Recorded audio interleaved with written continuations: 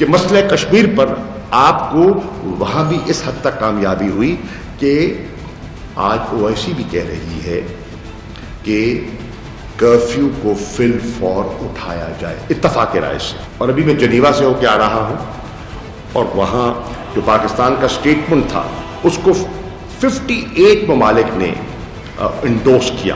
57 OIC + 1 China, 58.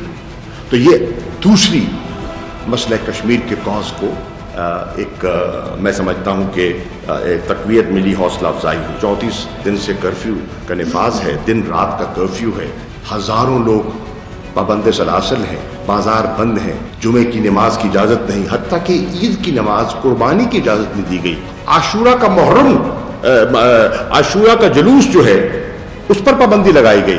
امام بارگاہوں پر حملہ کیا گیا، شیشے توڑے گئے، دروازے توڑے گئے، علم جو ہے ان پر فائرنگ کی گئی. یہ کیفیت ہے.